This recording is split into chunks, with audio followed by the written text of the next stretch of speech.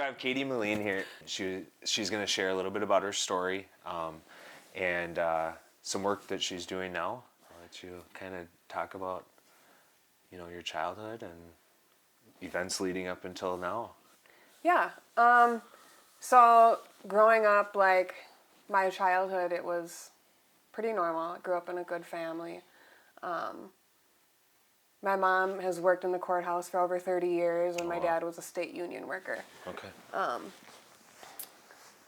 So yeah, like my family raised me right with good values and morals, and we were a really good, cohesive family.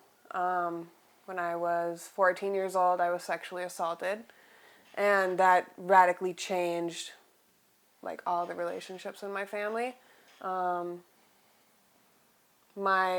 The relationship between my dad and I became estranged, basically.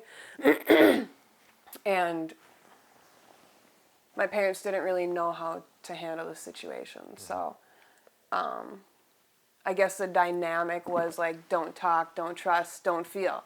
So we would always act like everything was just fine in our family. We wouldn't really talk through things that had happened, and we wouldn't like process feelings openly. We would just always act like everything was okay. So yeah, that was a huge thing that happened in my life, and everything changed. After that, I started like hanging out with different friends. Always looking for like the rebel guy to date or whatever. So when I was 17, I got into a relationship with a much older man. He was 30. And I kind of just like up and left with him. I had plans on going to college to become a probation officer. And at this point, I was only like drinking and using pills, namely like opiates. So yeah, I ended up leaving with him, not going to college, saying screw everything, and moved in with him, and his 4 kids, ended up taking care of them. And he sold crack cocaine. So then I started doing that with him, selling drugs. And I stopped using pills at that point. Like, it wasn't something that he approved of. Like, you could only sell drugs, but you can't use drugs. And in the beginning, it was kind of difficult for me to, like, just stop using painkillers. I was most likely addicted. Right. So then that turned into, like, an abuse situation where he was abusing me, and then when he would find out that I was using, like, then it would just get increasingly worse. When I was 18, I got pregnant.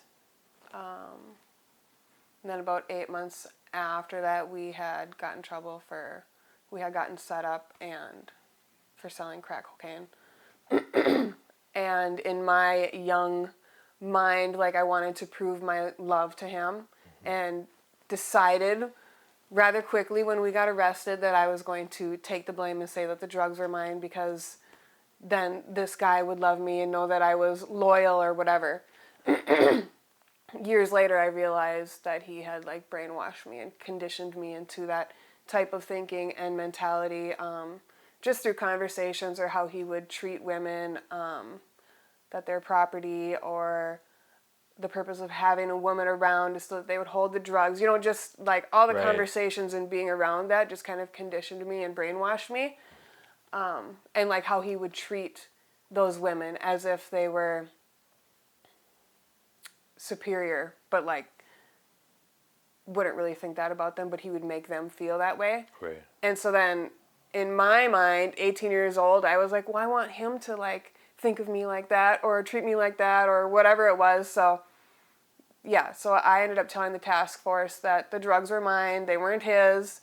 So he ended up getting out of jail, and then came and bailed me out. I was charged with first-degree conspiracy and second-degree sales.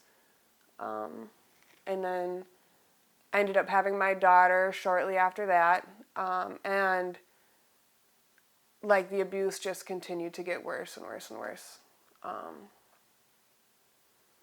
So that court case lasted like about 2 years, and I wasn't really necessarily using anymore during these years just because it would only contribute to the abuse. Like, it would make the abuse worse. So at this point, I'm taking care of 5 kids, my daughter and his 4 children. I end up getting pregnant again. And then I had my son, and that's when the court case for selling the cocaine was finished, and I ended up taking a plea for third-degree sales. Got put on probation for 5 years. Not realizing, like, that sales charge would play into, like, a lot of my other criminal charges that I would get over the years. After I had my son, I tested positive for oxycodone, and I ended up removing my children from my care. I went to Hazelden in Center City, and I did the long-term program there. It was like 100 days or something. And it was super beneficial. Yeah. Like, I started working through some of the things that I kept the relationship stuff a secret, like the abuse and all that. Again, like brainwashed. Yeah. Like, no, we can't talk about this. And that's the number one thing that's like playing into my use of drugs or whatever. After that, I was on Suboxone for like a year and a half, but remained sober for like 4 years, okay? And got my kids back rather quickly. But still, like, the abuse continued to get worse and worse and worse. Right. In 2016, I ended up finally leaving him, their dad. And also at that time, like, I had started abusing Xanax.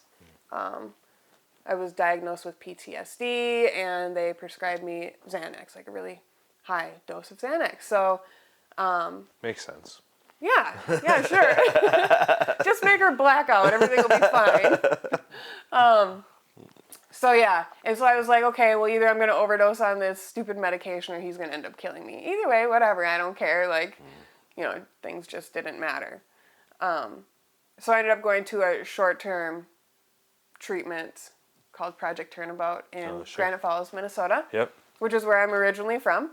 And my kids stayed with their dad while I did this short-term program. Completed that, and once again was in the mentality, like, I'm sober now, I can, be normal and do all these whatever. I'm cured. Yeah, I'm cured. I moved back in with my parents. My kids stayed with their dad until I could get my own place or whatever. And I ended up hanging out with, like, old friends from high school, and they were all druggies at this point, like, all addicted to meth and whatever. But, like, those were the only people that I knew. Like, those are my people in high school. Right. And one of my friends ended up overdosing and dying in front of me. And the day after that, I tried meth and heroin for the first time. And that, like, took over my life very quickly. I ended up signing custody of my kids over to their dad. I also had some looming legal charges due to that overdose. So we just decided, like, the best thing to would be for me to sign custody over. So the state didn't get involved. So yeah, I did that. And then at the end of 2017, I ended up getting in trouble with some friends that were, doing meth and breaking into houses, and ended up going to prison for 28 months for a burglary. While in prison, like, I did really great things, like started doing schooling again, was in the dog therapy program, was a lead in textiles, so, but, like, when you're in prison, you don't deal with any of your mental health stuff. Right. Like, they don't have counseling or anything. So, again, wasn't dealing with, like, any of the trauma that I had been through, like the years of abuse or the sexual assault that happened all the way back when I was 14. Like, things just were not dealt with. So when I was released from prison, like, still had a degree of normalcy, I guess, just because of the length of time that I was sober. So I had a full-time job and was continuing school, but then another traumatic event happened. A friend of mine ended up dying. So then the only way that I knew how to cope was to get high. So that's what happened. Started selling drugs. By March of 2020, it was literally like a couple weeks after I started getting high and selling drugs again. And I ended up getting in trouble in Minnesota and was charged with first-degree sales and went to jail, bailed out, and then a few months later got in trouble in Wisconsin for possession with intent and firearms. Was not bailing out for that. Yeah. It was like a $15,000 cash bond, and I had already, spent the money that I had saved for all my drug dealing on my other bail. So I was like, okay, well, I'm screwed now, and ended up sitting in Polk County Jail for 9 months. Tried to do the whole applying to treatment thing, and the judge laughed at me. He was like, you're not going anywhere.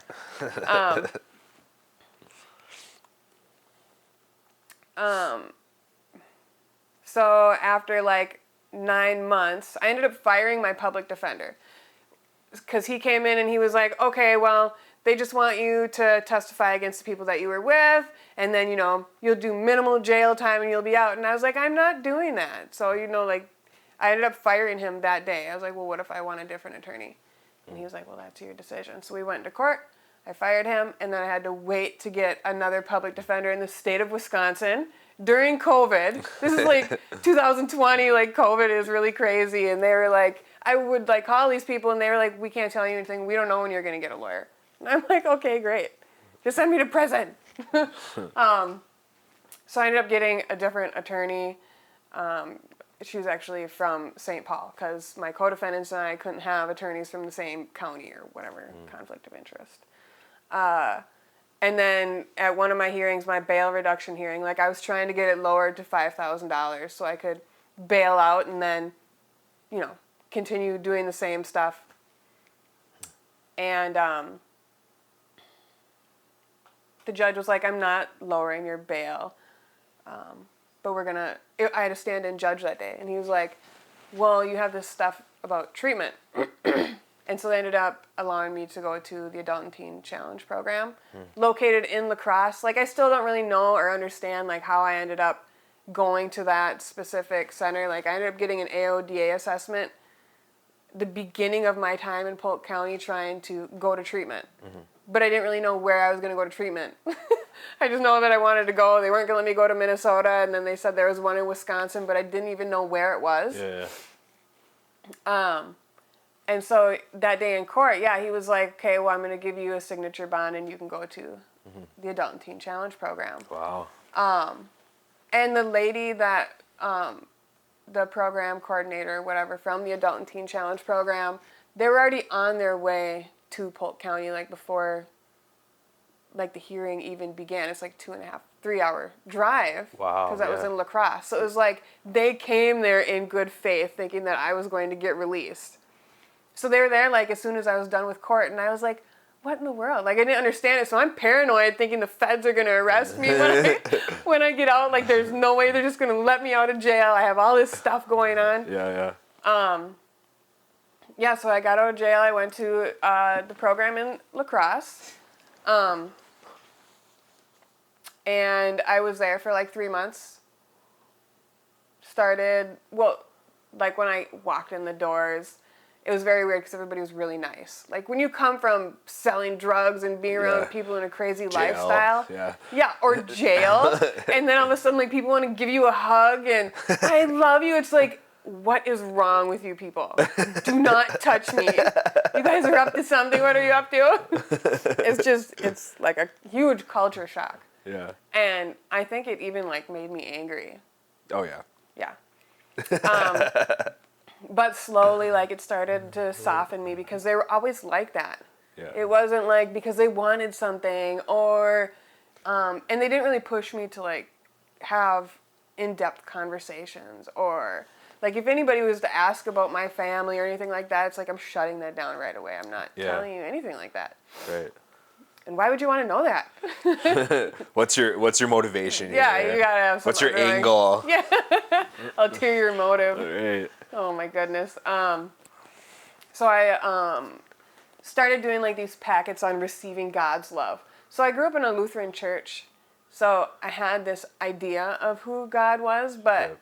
I don't like have any memories of learning about Jesus necessarily or having a relationship with him. Mm-hmm. So whether it was my distortion or whatever, I just thought that God was up there and he will punish you for things, and Right. I understood that he either loves you or he doesn't, and I just figured he doesn't care about me, so that's why my life is the way that it is. So I started doing those packets and the homework and whatever, and like it started to change me and soften me, along with the people's character at the center I was at, like through and through, like these people were the same, like the staff, obviously, not the clients, but like they would act the same around their kids that they would around us, Right. or outside of like the center when we would do outings, like they were just the same. And I didn't understand that because like in the life that I lived, I'm one way when I'm around this person, and I'm another way when I'm around that person. Right. I'm a different way when I'm around my parents. So I thought that was very interesting. And so I started to like trust people because of that. 3 months into my program, I had to go back to Minnesota to stand trial for my case over there, and I had a jury trial and was found guilty for first-degree sales. So I went to jail that day, and I was looking at a 115-month mandatory minimum. And actually, I was like kind of excited because my relationship with my kids up to that point was they stayed with their dad. They were kind of used as a means of control. Like if I wouldn't come over to see all of them together, or if I didn't do whatever he wanted, then I just wouldn't get to see my kids. And also, like, because I was using drugs, I just determined that it was better for me to stay away. So, yeah, our relationship we didn't really have one. So, me knowing that I was going to Shakopee, I was literally, like, to the women's prison there, I was like, okay, well, I'll literally be, like, right down the road from my kids. They'll be able to come see me all the time, like, thinking that's okay for my kids to come and visit me in prison for the next 10 years. What a weirdo. Gosh. So, and I knew that I would be eligible for boot camp. So I'm in jail, awaiting sentencing, like running on the treadmill every day, but still like had this enormous peace that, like, now I know that it was the Lord. So like taking what I used when I was in the program, the 3 months I was in the program at Teen Challenge, and like still applying that to my everyday life, like reading the Word, staying in contact with all the people that had played a huge part in my life. Like when I was in Polk County Jail, there was this woman that would come meet with me faithfully for Bible study at 9 a.m. And so she was a really big part of my life at that point. So yeah, staying in touch with those people. And because that's like a huge part of being in recovery, like who you talk to. Yeah. Oh yeah.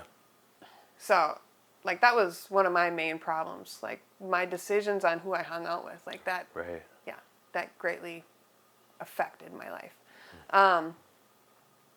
So yeah, a few months later, I had my sentencing, and I knew that like the directors from the Adult and Teen Challenge program, that they would show up to my sentencing. And when I walked up to the courtroom though, like they brought everybody from the whole facility. So I don't know, it was like 12 plus people. So it was all the clients. It was okay. It's a small facility. We only The whole facility. yeah. I think we had 8 or 9 clients at the time, Okay. and then all the staff. So I like walk up there and they're all up there, and I was like happy, but I was also sad. Like, no, you guys are gonna watch me get sent to prison for 10 years. Yeah. This is terrible. Why'd you drive 5 hours? And like my attorney had no hope. Like I have such a bad record. I've been arrested over, I don't even know, like 30 times, 6-time felon, you know, like, Right. I'm going to prison. Yeah, and he just wasn't very encouraging. He's like, don't get your hopes up, because we filed for a downward departure. Uh-huh. And because I've been to prison before, it was the same judge that sent me to prison the first time. So I'm just like, wow. whatever. And my mom worked for him for over 30 years, you know, in the same courthouse. Because my mom works at the courthouse. So I was Yeah. like, oh, this is not going to go good. Anyways, during the court hearing, so some of the staff testified on my behalf, like the change that they had seen in me. And it's kind of cool, like hearing how other people see how you've changed, because I think that we don't really realize how we change ourselves. Oh, yeah. Yeah. I But believe hearing that. somebody else's perception, then it's kind of like, are they talking about me? No, they can't be talking about me. That's how I've changed. Wow. Yeah. And then the judge at the end, he was like, okay, well, I'm going to tell you my decision, and then I'm going to tell you why. I was like, oh, shoot, here we go. Like, he's going to say that I'm going to prison. And he's like, I'm going to grant your downward departure. And everybody in the courtroom was like, and my attorney was like, shushing everybody in the courtroom. Like, everybody's getting all loud. Like, and I blacked out. It was over. I'm like, this is not happening. So I just checked out completely. Yeah. But, like, the most important thing that he said to me when he gave his reason why, he was like, you have changed. And, like, I still hold on to that now. Like, for a judge to say that, somebody who's familiar with your record and has sent you to prison before, to, like, see that the change in you, that was huge for me. So I had to sit in jail for a little while longer and await to get an interstate compact for my probation to be transferred to Wisconsin, because he sentenced me back to complete the program, the 1-year program at Adult and Teen Challenge in La Crosse.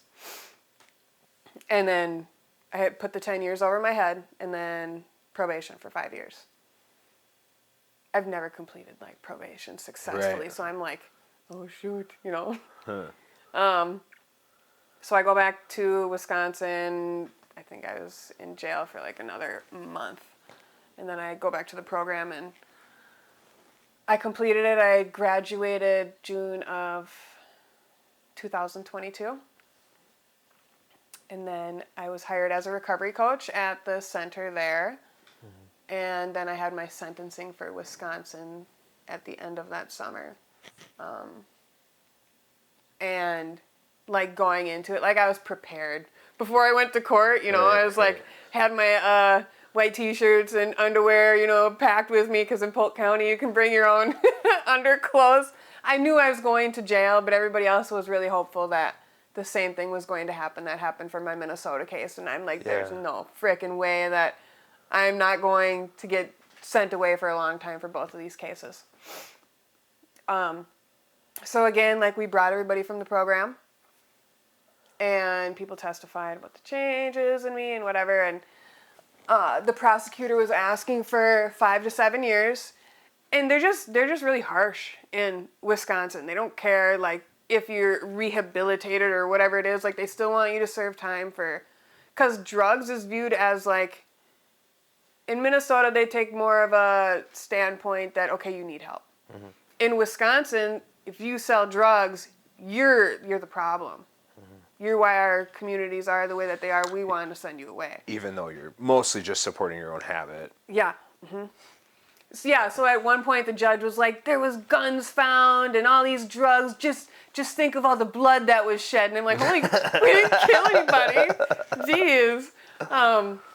So the prosecutor wanted 5 to 7 years, but when we walked into the courtroom, like, he spoke first, and we filled the courtroom, you know. So he's like, Your Honor, after, like, seeing all the support that Ms. O'Connor has here today and knowing that she completed this program successfully, I'm going to ask for a stayed and imposed sentence. I wanted to send her to prison today.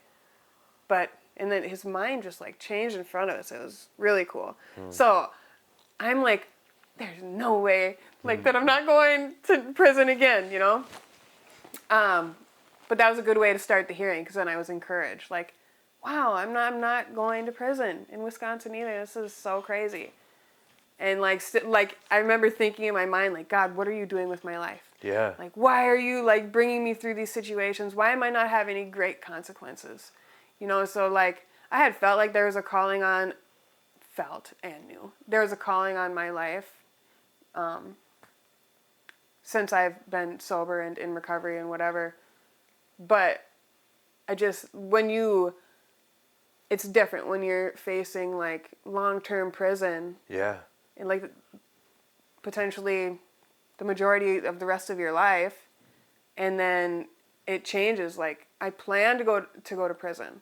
That was my plan. That was the only plan there was. There was nothing else. And when that all of a sudden changes, it's like, what is going on? Right. So then the end of the hearing, it's the judge's turn to speak, and he read my whole record in the courtroom. I'm saying, like, every driving ticket, every theft charge, the whole thing. And before every, more significant charge, he was like, I cannot ignore. And I was like, oh, shoot, this is not going well. And then at the end, he was like, so I'm sentencing you to, I don't know, it's different in Wisconsin, 10 years of ES, so like extended supervision. And then he's like, 5 years in prison. And I was like, okay, I'm thinking in my mind, like, yeah, I could do 5 years. That ain't no big deal. And then he was like, but that was like if I get revoked or whatever. And he's like, I'm sentencing you to 1 year in jail. And I was more encouraged with the 5 years in prison. Right. Because I looked at my attorney, I was like, I have to do 1 year in Polk County jail? No. I'm like, this is terrible. And so then I was like, can you ask if I can do it in La Crosse County jail? They have a nice jail, they have a nice gym. Polk County has nothing. You get a little small TV, you can do a little workout tape, that's about it. Nobody's coming to see you there, there's no programs. Well, there's like 2 church programs. So the judge was like, you can do your time wherever you want to in Wisconsin. I was like, okay. And then the prosecutor, he was like, okay, judge, well, could I ask that she be allowed to do work release? And the judge was irritated at this point. He was like, you're going to have to put in a petition for that, and I'll think about it. So then the hearing was concluded. So I went to jail that day. And everybody in the courtroom is crying, and I'm the one like, it's okay, you know. Trying to comfort everybody. Yeah, trying to comfort them. I'm going to jail. Yeah, so I go back into the jail that day, get to see like all the guards that knew me when I was a freaking complete mess. Like, I was not a nice person in 2020 when I got arrested in Wisconsin at all. So like I come in with a smile and like, I'm going to be here for a year. And they were like, what is wrong with you? You're completely different. You know, just, yeah. So I sat in Polk County jail for like 3 months. And then the judge approved me to do work release. But I had to find somewhere to live in Polk County. Because they don't do, you can't like stay at the jail and then go out to work since COVID. Yeah. So it's like a home monitoring thing. And we had put my testimony, like I have a testimony on YouTube or a few of them or whatever, and we had put those out like within the church communities in Polk County to see if somebody would want to be my host family. So weird. I would never, like, even like thinking about it now, I'm like, what the heck? Just going to live with strangers. Anyways, so this family from New Life Church ended up taking me in, and then I worked at Cage Innovation, welding and doing assembly. Okay. And did that for 9 months and then completed that. And then I accepted a position at the Adult and Teen Challenge in La Crosse as a spiritual care coordinator and taught the women's level classes. And then was the lead recovery coach as well. And then I met my husband the end of last summer. And then, we got married in January. and I said I would never ever move to Minnesota again. Yeah. Just because, like, I took it as such a huge blessing that they let me leave the state to begin with. Right. Like, okay, well, this is a divine intervention. You know, they let me transfer my probation over to Wisconsin. I'm going to stay over there. I'm not going back to Minnesota. Right. But things, you know, changed. And when you get married, like, things just change. Yeah. And so, like, I was okay with moving back to Minnesota. And I took a job at the Teen Challenge in Minneapolis as a recovery coach. So that's what I'm doing now. I'm the recovery coach for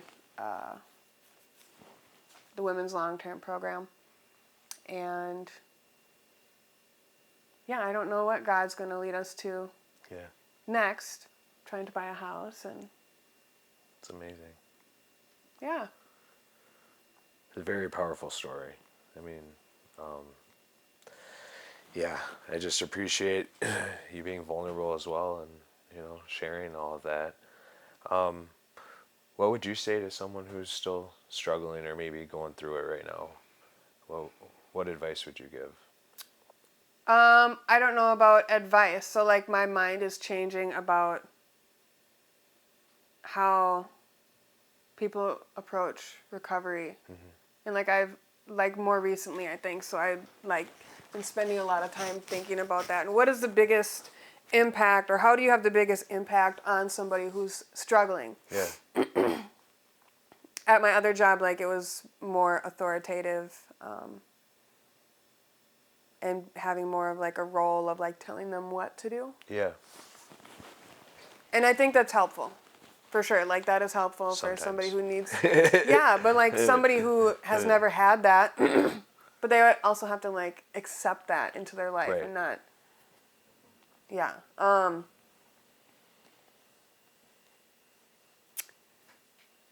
I think the best thing to do would... I mean, at least in the early stages of recovery, would be to just share your story with them. Yeah. And listen to them. Like, share your story, but then more listening. Yeah. And not a lot of talking to them. I think it's a both and type thing. So we have to be willing to, like, walk with them through the messy stuff, but they also, like, need direction. So yeah, I think, like, just getting on the same level as somebody and sharing in their sorrows and being available for them. Yeah. Yeah. And sometimes you don't need to say anything at all. Yeah. Just holding that space, right? Yeah. Well, I just, like I said, I can't thank you enough for both of you sharing your story and coming all the way out to River Falls and meeting with me this Saturday morning. Yeah, I just think you have a really powerful story, and I think a lot of people are going to be able to relate, you know, and take something from it. So, yeah, I appreciate it. Yeah, and, like, I also want to add, like, you know, sometimes we get in this thinking that when we get sober or when we're in recovery, like, our lives are so much better and everything is perfect, or whatever you want to say. But, like Micah said, like, his relationship with his daughter is not completely restored, and it's the same situation with my kids. Like, they still live with their dad.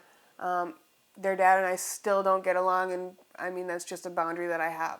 Like, him and I don't have a relationship. Like, we can't even have a conversation, and that's unfortunate because my children live with him. Right. And because of my decisions during my addiction and the choices that I made, like, they're in a not so healthy situation. So now, like, I mean, it's been a process. Yeah, remaining sober, not doing drugs, and trying to be the best mom that I can, but it still, like, takes time to gain back all of those years, and that's really hurtful for a mother, because, like, that becomes your identity. When you're a mom, like, your children are everything to you. So I think that was a big part that played into, like, my using was when I gave custody to their dad, like, I just didn't know who I was. Yeah. And when he would withhold them from me or wouldn't let me see them, then it was just like, whatever, I'm just going to go get high. So I think that's a good thing for moms to, like, think about. Like, still stay sober, still keep going, and don't allow the fact that you can't see your kids or you're dealing with CPS or whatever the situation may be. Like, just keep going and Yeah. don't give up. And, because there's still hope in the situation. You can still be a parent to your child or a good influence, a good example, even though you're not in close proximity or they're not in your care. It's good stuff. Yeah. I think it's easy to use those things as a reason to, I don't know, not keep moving forward. You know, it's a good. Yeah, and they're valid, right? Yeah. Like, those are valid things, but something that I had to realize was I don't want to be telling my kids someday, like, that was one of the reasons I kept using drugs. Was Right. because I didn't get to see them. Like, yeah, that was a reason, but, like, now that doesn't make sense. And Yeah. it's not going to make sense to them. Right. Because how a child is going to read that is, okay, so drugs were more important. Right. But, when you're in addiction, it's hard to understand and see that. But Yeah. Yeah. Yeah. It's powerful stuff. I mean, I know we have a 12-year-old and she's seen a lot of that play out, and it's hard to, explain that yeah. to them because she's at a place. My younger ones don't, but so. Well, is there anything else you want to add? No. Anything you want to add, honey? Awesome. Well, I appreciate it, guys. You're very welcome.